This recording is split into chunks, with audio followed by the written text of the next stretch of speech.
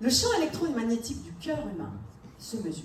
Et là, j'ai envie de vous parler d'un institut qui s'appelle l'Institut HeartMath. L'Institut HeartMath, c'est un organisme américain qui étudie le cœur humain depuis près de 30 ans. Il est composé de neuroscientifiques et de médecins.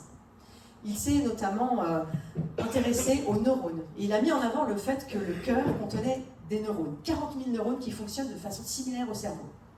Avant, on pensait qu'on n'avait qu'un seul cerveau ici, et puis un deuxième ici, les intestins, et maintenant un troisième, le cœur. Notre troisième cerveau. Et l'Institut s'est aussi intéressé à ce que génèrent nos émotions. Lorsque nous ressentons une émotion, nous émettons un champ électromagnétique qui va rayonner plusieurs mètres autour de nous. Et donc, les personnes qui sont autour vont le capter. Nous sommes en résonance émotionnelle les uns avec les autres. Un dicton africain l'illustre très bien.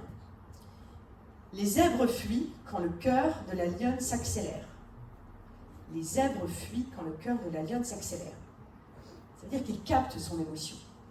Et nous aussi, nous sommes des animaux après tout. Animaux sociaux, certes, comme dit Aristote, mais animaux tout de même. Donc nous captons les émotions des autres.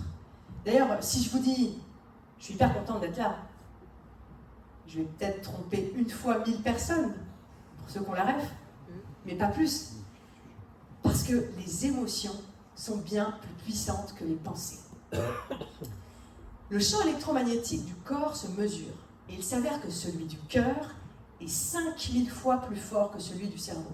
5000 fois. Vous vous rendez compte du ratio? C'est une fourmi versus un éléphant. Une balle de ping-pong versus un terrain de football entier. En fait, notre cœur capte bien avant notre néocortex préfrontal, qui n'a pas du tout le temps d'analyser quoi que ce soit. C'est pour ça qu'on dit que la première impression est la bonne. Donc, vous-même en tant que dirigeant, tout le monde au sein d'une équipe, nous avons une responsabilité et un pouvoir immense. Parce que les émotions que nous diffusons, ce sont comme des liens invisibles qu'on tend vers les autres.